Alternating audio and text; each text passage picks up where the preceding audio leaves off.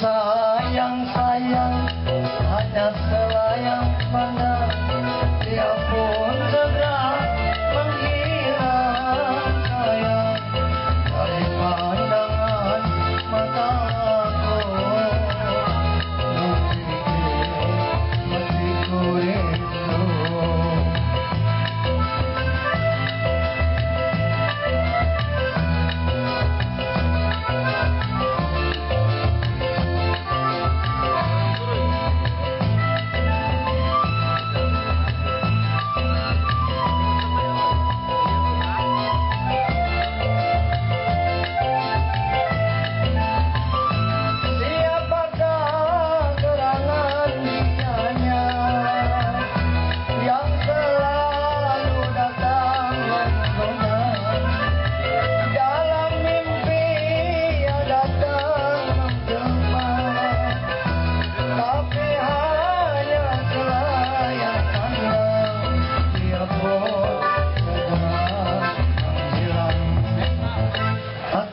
Sayang hanya selayang pandang, dia pun segera menghilang sayang dari pandangan mataku.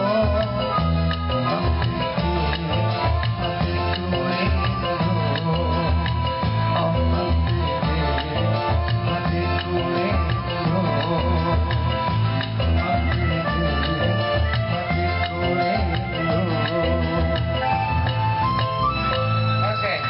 Oke, lain Mas Habi, lain pula mau dibahas, Pak.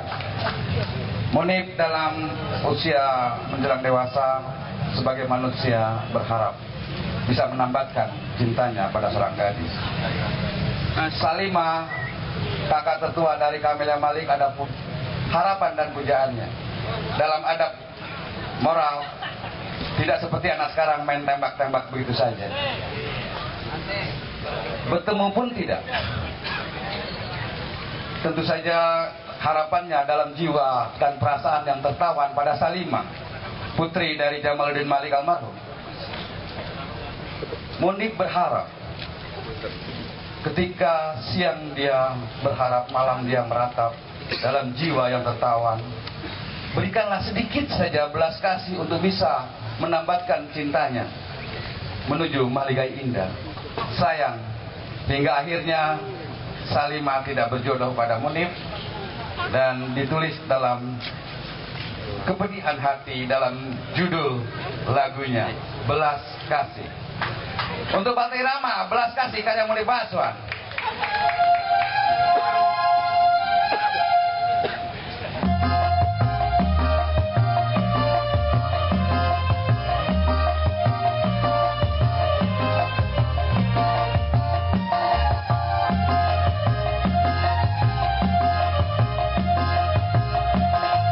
Kasihanilah daku,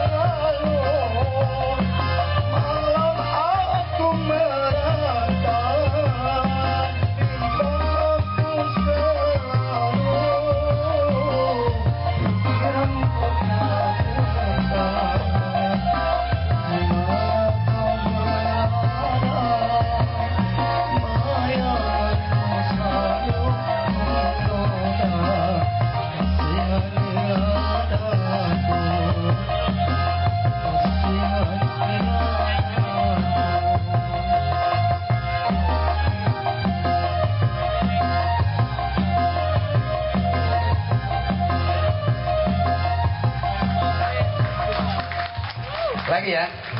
Oke. Munib sudah, Mas Abi sudah.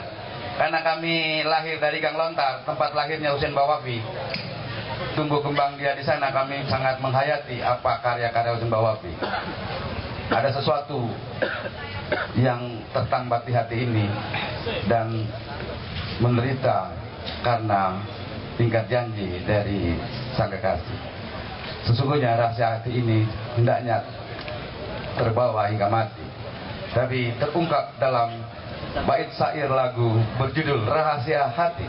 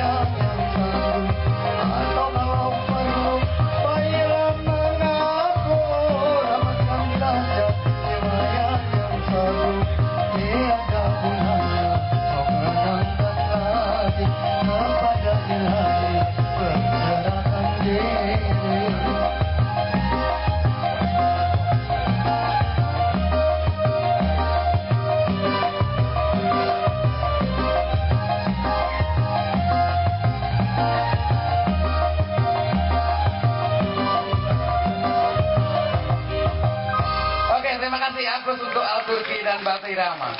Insya Allah kita bisa jumpa dalam kesempatan yang akan datang. Dan berikutnya Mas Rusdi untuk memimpin tanya jawab dan seterusnya. Iya, dikemungkinkan untuk buka tanya jawab. Kita buka 2 session dulu ya, dua bagian. Kita 3-3 dulu. Siapa dari teman-teman? Silakan. Ada yang mau ditanya? Oh ya, Mas Dadang satu lagi. Ini ada kunci yang ketinggalan. Kunci motor siapa? Honda, gantungan Singapura. Siapa yang ketinggalan nanti menghubungi saya. 2 lagi, ada yang mau nanya? Oke. Mas Dadang, silakan. Sini Mas.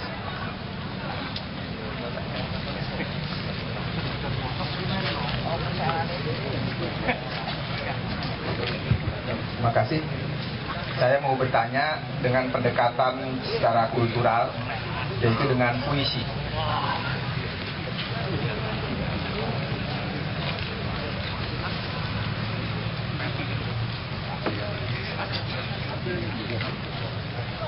Jadi puisi ini bicara tentang ironi negeri ini. Pertama, sumpah jongos. Kami bangsa Jongos dengan ini bersumpah tetap Jongos. Adapun pergantian kekuasaan antar Jongos dilaksanakan dengan seksama dan sejongos mungkin.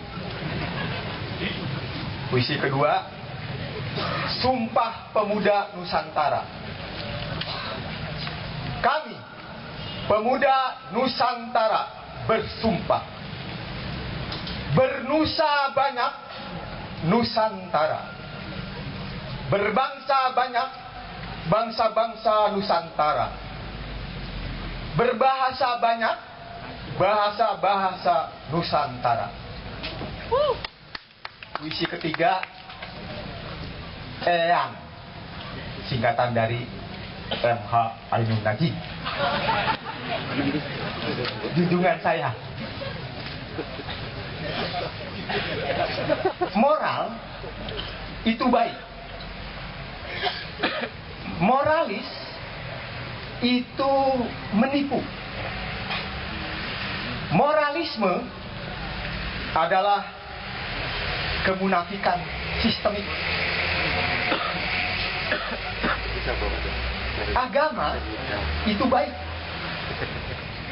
Agamis itu menipu. Agamaisme adalah kejahatan sistemik. Tuhan itu baik. Tuhanis pasti menipu. Tuhanisme adalah kemunafikan sistemik, bahkan kebodohan sistemik. Eyang itu baik. Eanis itu subaik. Eanisme adalah keislaman sistemik. Sekian, terima kasih.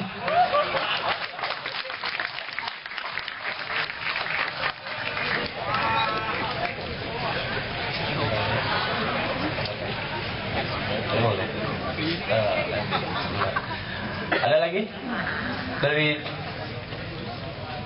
beberapa teman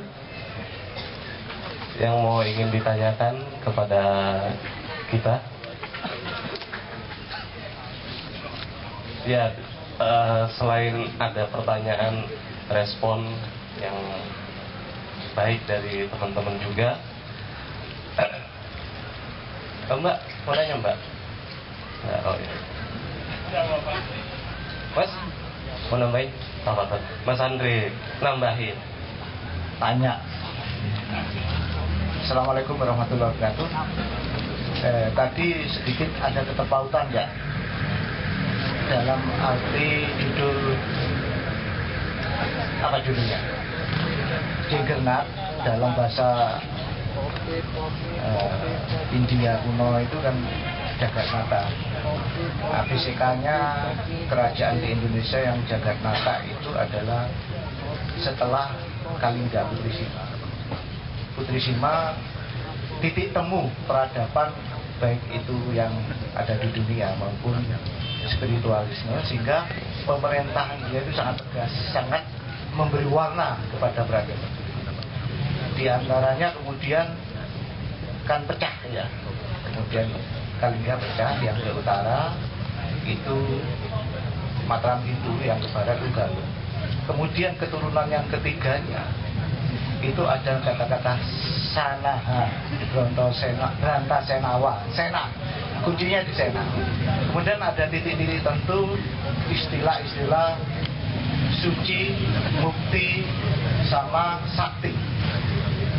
Nah, yang ingin saya tanyakan kepada Cak Nun dalam konteks yang berhubungan dengan ya kekuatan besok itu kata-kata Sena Mukti. Di sisi lain karena di pewayangan itu ada Antasena, tetapi Antasena itu peleburan dari konteks bumi di dalam air, dalam konteks lalapon.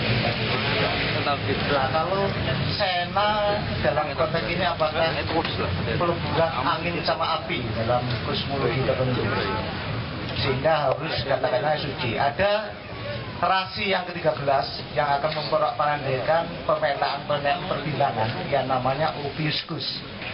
Biasanya kalau dilihat itu gambarnya seperti seorang manusia yang lagi pegang naga bintangan kalau di Buntan. Itu kalau Ophiuchus bahasanya kan rasi Bima Sakti. Nah, saya mohon ada, karena ini mungkin akan berhubungan dengan kosmologi titik pergantian ruang dan waktu.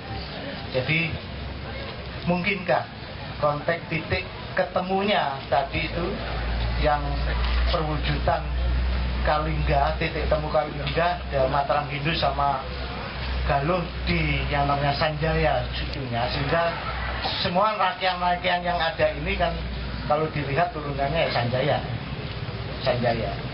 Apakah ada suatu perubahan ruang dan waktu sehingga memunculkan suatu hibrid baru yang memberikan suatu Big Bang ya, energi yang kuat untuk melakukan perubahan zaman. Terima kasih. Assalamualaikum warahmatullahi wabarakatuh. Waalaikumsalam warahmatullahi wabarakatuh. Siapa mas namanya? Mas Sodik. Oke. Assalamualaikum warahmatullahi wabarakatuh. Nun sewu, Cak Nun. Nama saya Muhammad Sodik, panggilannya Gareng. Tidak lama lagi NKRI tercinta kita, insya Allah kalau tanggal tidak diubah, pada tanggal 9 April 2014 akan melaksanakan pesta demokrasi, yakni pemilihan caleg atau calon anggota DPR, DPD, bahkan capres calon presiden. Dari awal para narasumber yang luar biasa, Cak Nun yang sangat luar biasa, saya sangat menyimak sampai ketiduran hingga bangun lagi, adalah rasanya sangat menginginkan NKRI tercinta kita ini ada sebuah perubahan yang sangat signifikan dan mendasar. Mohon berikan pandangan ke kami ciri-ciri, kriteria atau syarat-syarat yang layak menjadi anggota DPR, yang layak menjadi pemimpin di negeri ini adalah seperti apa. Nuhun sewu, kurang lebihnya mohon maaf. Wassalamualaikum warahmatullahi wabarakatuh. Waalaikumsalam warahmatullahi wabarakatuh. Terima kasih Mas Sodik.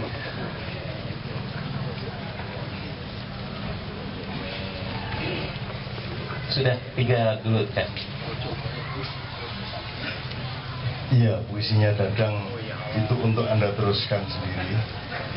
dadang itu baik, dadangis itu kan. Kalau dadangisme itu kemunafikan sistemik. Jadi dari dadang tadi saya ingin ngomong sama Anda satu hal.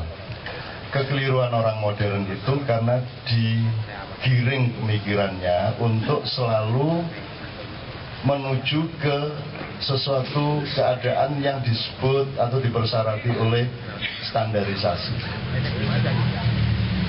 Jadi semua distandarisasi. Keistimewaan Indonesia adalah karena tidak ada standarisasi. Contoh standarisasi itu kalau KFC itu dimanapun ya gitu itu, terus standarisasinya begitu. Ada sedikit variasi-variasi di lokal gitu ya, tapi tetap standar utamanya KFC ya begitu, McDonald ya begitu, Pizza Hut ya begitu. Nah, hal-hal tertentu dalam hidup ini harus distandarisasi. Misalnya kalau satu tidak boleh nyuri, ya lainnya tidak boleh nyuri. Misalnya sekarang saya sedang mengharapkan sekali supaya pabrik rokok itu semua dibubarkan. Dan undang-undang melarang impor rokok itu benar-benar dibikin dan ditegakkan sehingga tidak ada rokok lagi di Indonesia.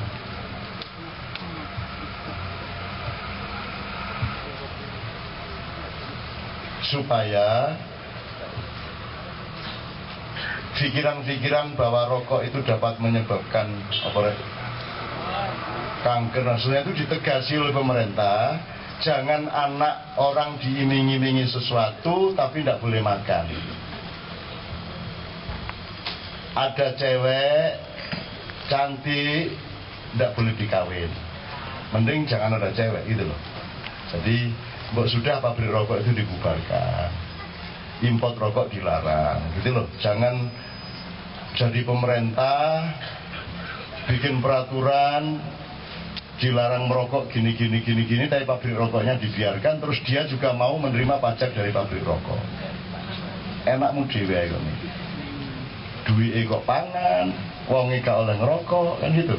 Ngerti maksud saya ya? Saya pengennya pabrik rokok dibubarkan. Karena saya perokok. Nek wani bubarno ayo wis. Ayo wis. Kalau ingin, misalnya kalau pabrik rokok dibubarkan dan benar-benar tidak boleh ngerokok, segera akan terjadi. Wake wong bingung ya, ngamuk bendina wis bojone dikaplok, kepala kantor ditonyo, di dalan-dalan iku wis pokoke gelut kan rokok. Jadi harapan saya mudah-mudahan Allah SWT mengabulkan seluruh pabrik rokok di Indonesia dibubarkan. Petani rokok dilarang bertanam tembakau. Resikonya terhadap pencipta tembakau silakan tanggung sendiri. Tuhan akan ngomong sama saya, nun ya apa karepmu arek-arek iku. Aku lho sing gawe mbako iku. Kok saiki dilarang-larang karo undang-undang negara, wani temen ta ya apa karo aku.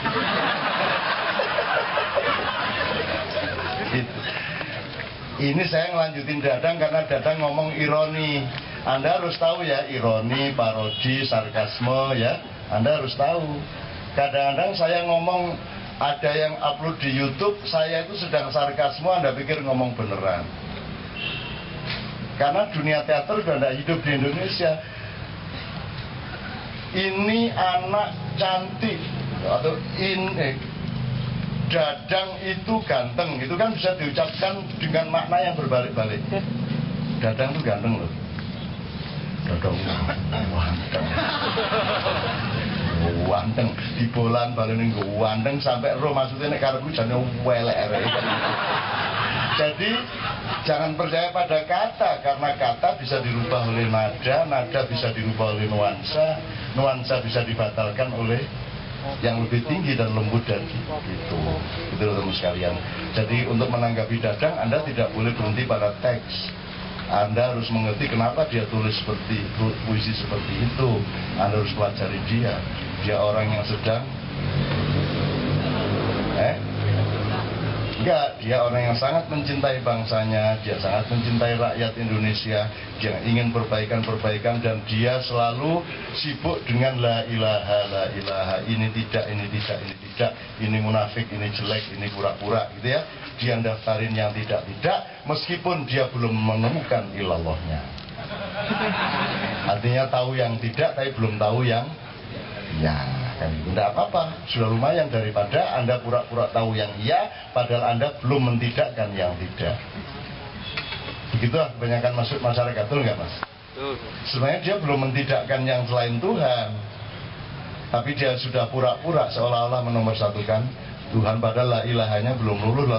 Dadang ini konsisten, la ilaha dulu, ilallahnya pas, nanti sakaratul maut baru ilallah.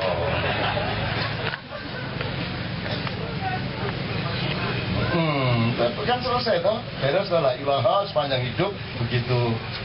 Begitu Israel datang, nggih pun ilallah, baru dia ngomong ilallah.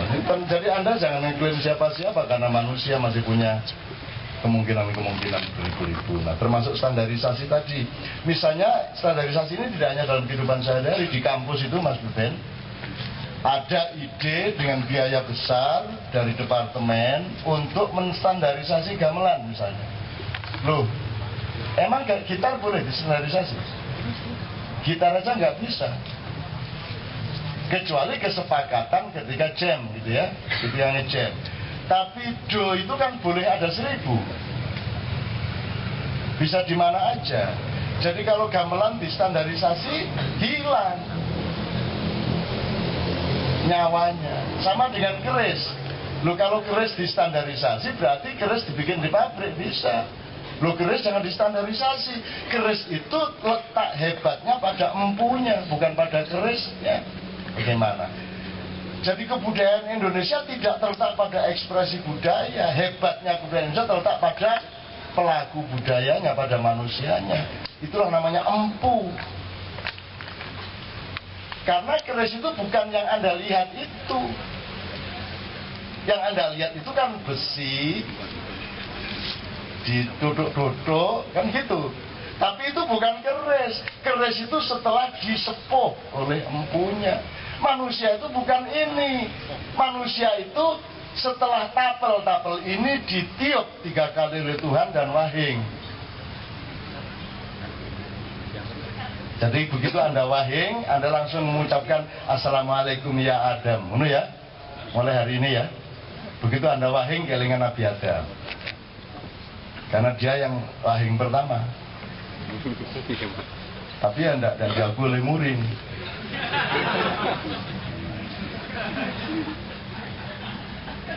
Nah, orang-orang yang berprestasi ini selalu minta dicatat oleh Muri apa Guinness Book of Record. Saya tidak menyalahkan, cuman saya ingatkan aja, Muri adalah lembaga yang belum pernah punya prestasi apa-apa. Nah, kok Anda akui sebagai orang yang berhak mengakui orang yang berprestasi?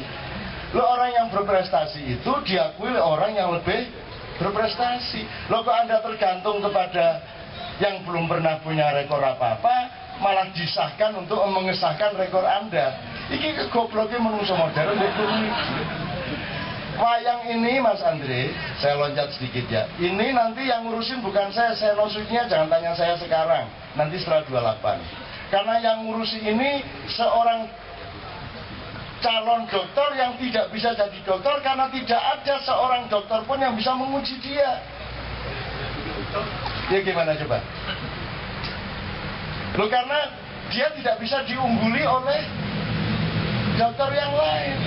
Karena dia satu di antara hanya 3 orang yang masih menguasai bahasa Sanskerta kuno maupun Sanskerta modern. Untuk menguji dia harus orang yang lebih menguasai bahasa Sanskerta dan bahasa-bahasa lain. Nah, cuma dia tok. Kan begitu. Jadi makanya saya bilang gimana sarjana itu kan nggak sah loh Mas. Karena sarjana harus diakui sebagai sarjana oleh yang lebih sarjana. Lah sarjana pertama yang ngelantik siapa?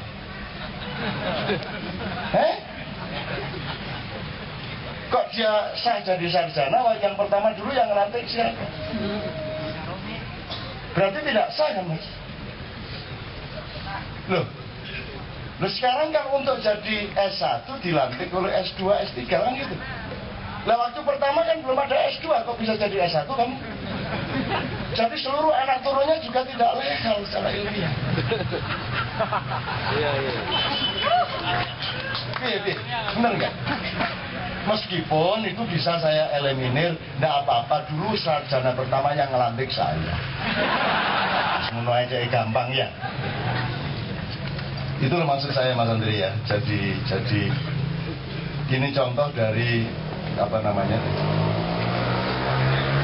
standarisasi tadi itu bahaya kalau Anda terapkan kepada semua, termasuk ketika orang mempelajari agama, mempelajari tasawuf, mempelajari kebakiran, mempelajari ilmu-ilmu yang tinggi, terus dia menjadi kerdil oleh ilmunya itu.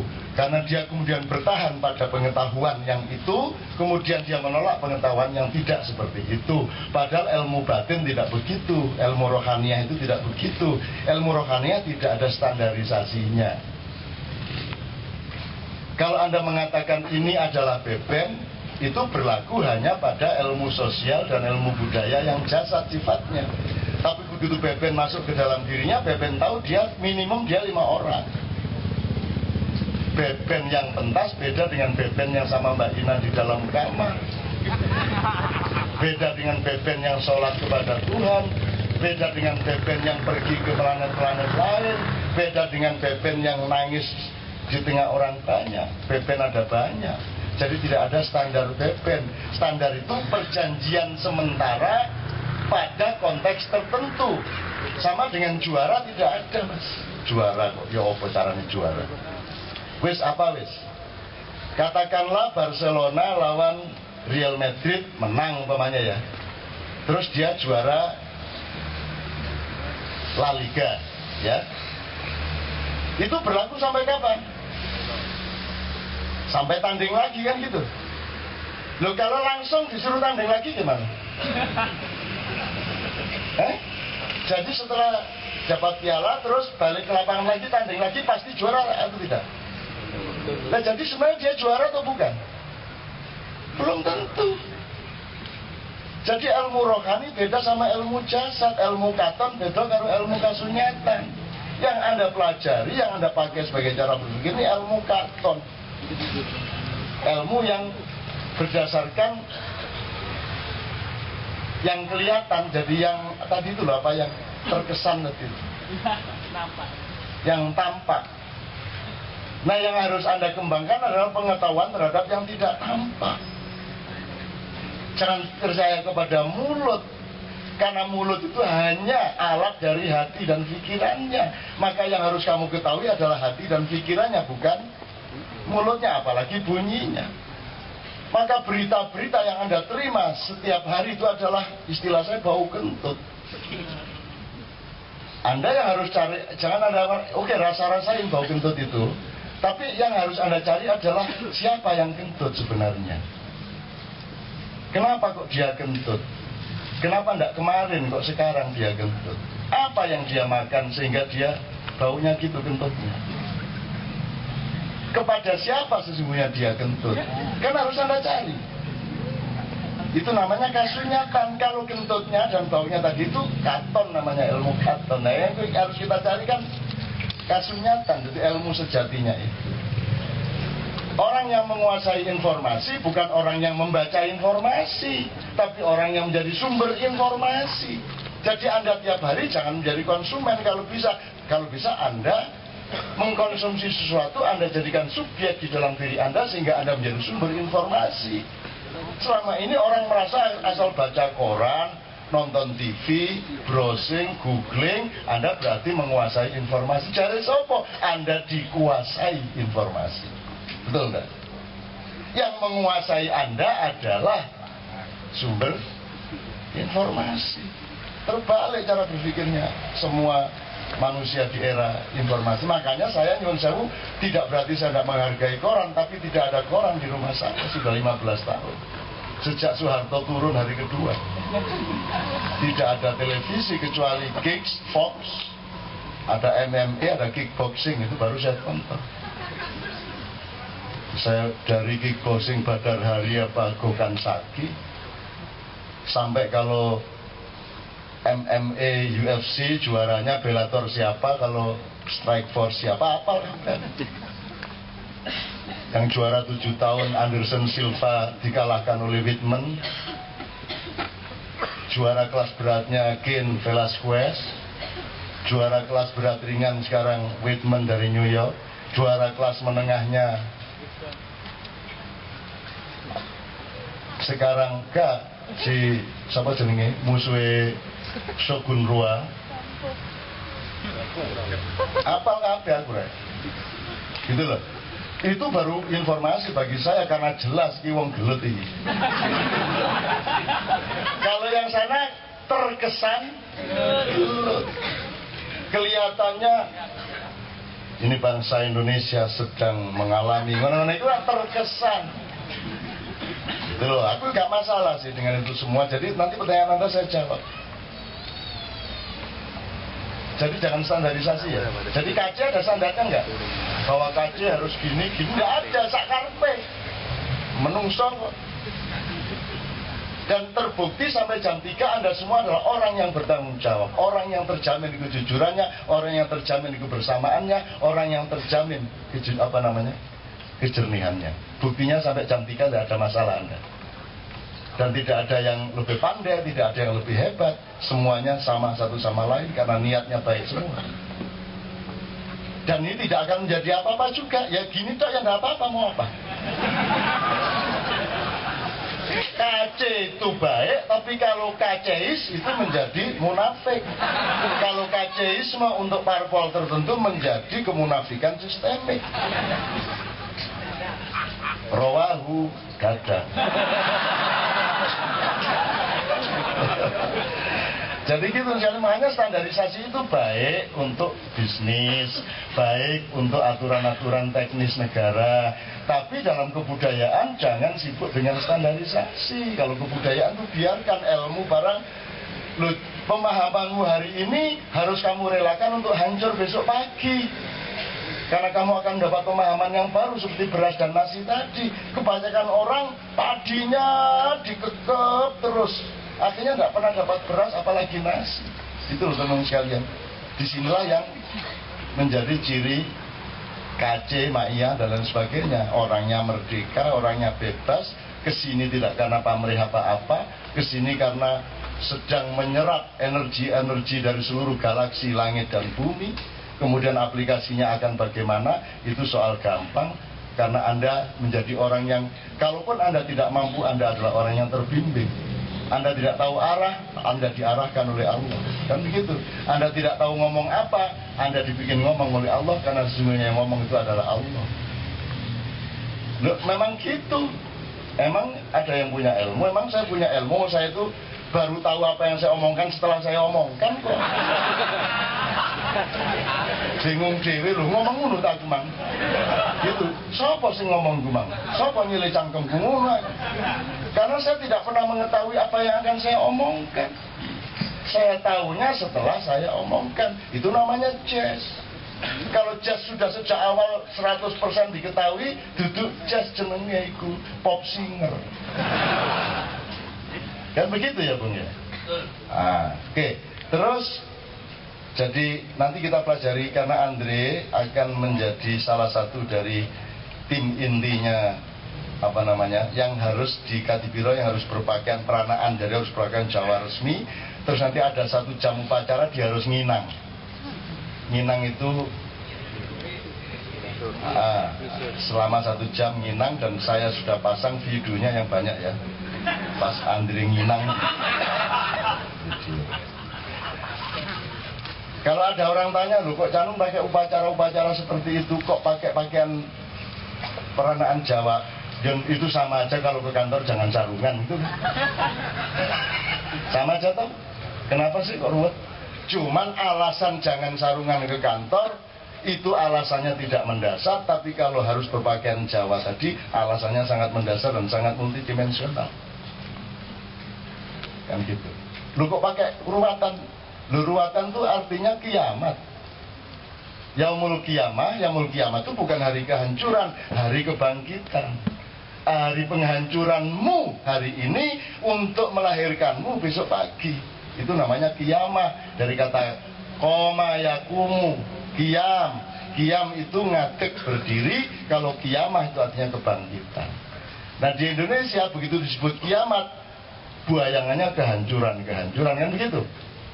Kiamat itu bisa berlapis-lapis, bisa sugro, bisa kubro, bisa sedengan, bisa software, bisa hardware. Yang Anda pahami, umum pahami sebagai kiamat adalah kehancuran hardware.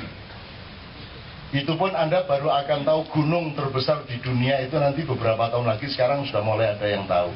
Beberapa tahun lagi gunung yang terbesar itu akan cungkup atasnya, kapal di atasnya itu akan mencair, dan kemudian gunung itu akan meleleh, akan terjadi pengaruh-pengaruh ke sekitarnya. Gunung itu tidak terletak di Asia. Sekarang ilmu kelihatan aja kamu nggak tahu, karena orang tidak pernah menyangka itu gunung kok. Teman-teman sekalian. Jadi saya kembalikan ke soal standarisasi dan Dadang tadi, tolong Dadang jangan didengarkan puisinya, tapi dengarkan kenapa dia bikin puisi itu dan apa alam pikirannya sehingga dia bikin puisi seperti itu. Itu ceritanya. Dan Dadang ini penghuni surga, cuman bukan surga seperti yang sama kita loh ya. Surga dewe. Nah, karena dia bukan tipe manusia, dia bekecot. Nah, rumahnya dibawa kemana-mana itu. Jadi saku kanannya itu dapur, saku kirinya itu ruang makan, gitu. Itu kan celonone kawandele kayak ngono iki. Tapi I love him very much ya. Oke, mudah-mudahan dia orang yang mengaku kafir adalah orang yang cenderung muslim kan gitu kan. Orang yang mengaku muslim adalah orang yang cenderung kafir. Nah, dia terang-terangan saya kafir liberal. Nah, berarti dia lumayan muslim. Terus nanti Tuhan marah, apa kamu ngaku kafir? Katanya Rahman Rahim, kok marah? Ini. Ya berani sama Tuhan kayak gitu, kayak orang Madura itu. Kalau dagangannya tidak laku terus enggak cari Rahman Rahim. Tidak laku-laku. Akhirnya ngancam, udah kalau sampai 2 hari lagi nggak laku-laku, anak saya mau sekolah nggak bisa bayar, ya sudah sekarang saya tak judi aja. Terus Tuhan khawatir, yo judi, payu gitu. Itu pas Tuhan baik hati. Itu kalau Tuhan pas balik ya judi sakarepmu kono gitu kan. Itu manusia sama Allah itu kan pergaulannya macam-macam ya Mas. Anda juga pilihlah yang terbaik, yang terenak menurut Anda, dan jangan terikat oleh standarisasi. Kebanyakan orang berdoa bahasa Arab gak ono sing ngerti artine. Dan sing ndonga dhewe gak ero artine. Kalau angel Gusti Allah ya apa ngomong apa niku? Kamu ngomong apa? Oh, dungo apalan, dungo minta satu aja belum tentu halal. Artinya kan ada pantas-pantasnya tuh Mas. Kalau anak itu taat sama orang tua, minta sepeda mudah dikasih. Kalau anaknya belehar kayak ngono, belunat kayak ngono, minta belum tentu dikasih. Lah kita ini minta banyak sekali sama Tuhan, tidak diukur kita ini bagaimana. Apalagi mintanya bahasanya dia sendiri tidak paham. Kan itu njaluk apa rek? Kamu itu minta apa? Untung Allah itu Maha Pemurah, sehingga yang dilihat adalah isi hatinya, bukan bunyi mulutnya. Lalu Tuhan mempermudah. Sehingga ketika Zainul selawatan sangat indah dan mengagumkan di Maroko bersama Kiai Kanjeng, rektor Universitas Al-Akhwain itu langsung naik panggung. Zainul didekep lama sekali dan diomongin, ditanya bahasa Arab. Zainul menang.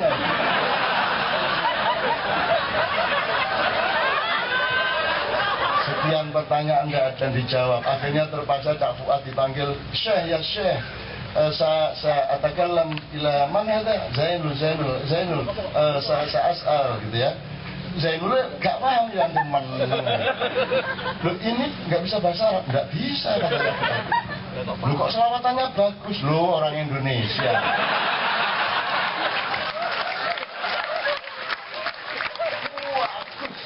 Orang Arab kalah bagus. bagusnya, fasihnya. Sayyidi ya Abu Bakar, hubbukum bil qiyamati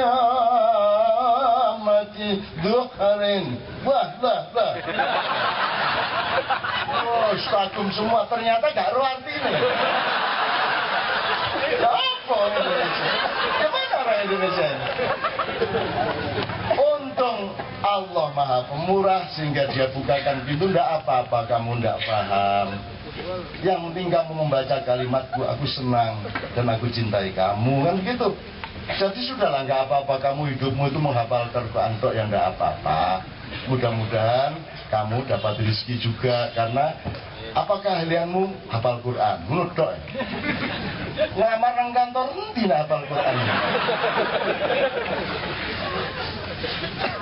Apal Quran liwet gak iso, umbah-umbah gak iso, iso piring gak iso, ngojek izin, hafid kok ngojek.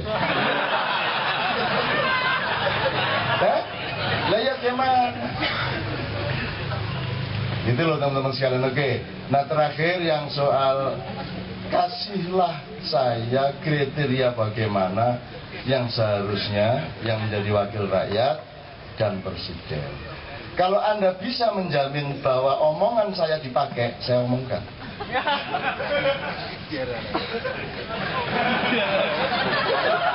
Nggak jamin. Siapa yang akan pakai kriteria itu? Siapa yang pakai? Apakah orang yang memilih itu pakai kriteria itu untuk memilih? Apakah orang yang minta dipilih itu sendiri punya idealisme seperti itu? Jadi kalau Anda bisa jamin bahwa itu dipakai oleh calonnya maupun oleh yang akan memilih, saya akan omongkan. Kalau tidak ada, apa pentakon mulu barang lu lah.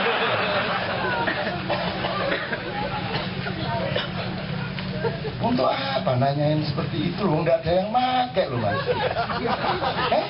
Nggak ada yang pakai loh mas. Nah ya sampai ini loh lah apa? Nggak ada yang pakai kok ditanyain. Ini jelas nggak dipakai tuh mas. Nggak ada orang yang nanya gitu, nggak ada. Orang yang mempertimbangkan itu ya nggak ada. Caleg-calegnya juga nggak mikir itu, capresnya nggak mikir itu. Nah untuk apa Anda tanya? Anda pengawas? Ya kalau gitu gampang aja, nggak usah tak jelasin, nggak lolos semua.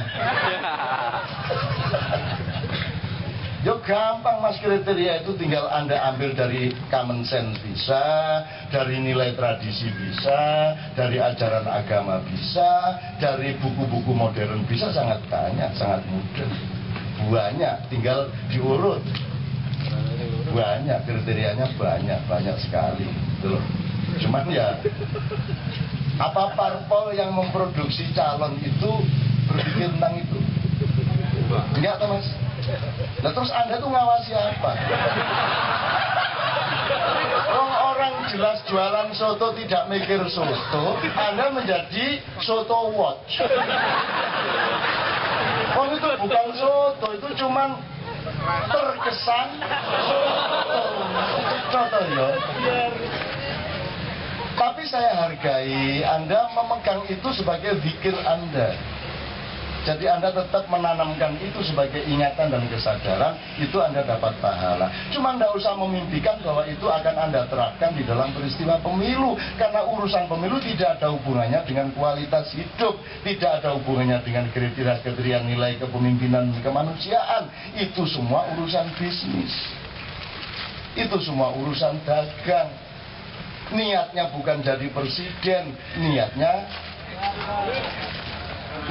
bukan mewakili rakyat, niatnya sendiri. Kalau Anda jadi pengawas, ya terserah Anda. Yang penting niat Anda, ataukah Anda benar-benar mau ngurusin, karena menurut dewe sampean. Menurut dewe. Ndoleki wedhus endi wedhus. Gak ono salah pangan, gak ono wedhus tikus kabeh. Gitu ya, teman-teman sekalian ya. Ada pertanyaan lain? Ya, Mbak, maju Mbak. Ayo. Maju. Mas apa Mbak? Mas apa Mbak? Oh, lah. Terkesan cewek.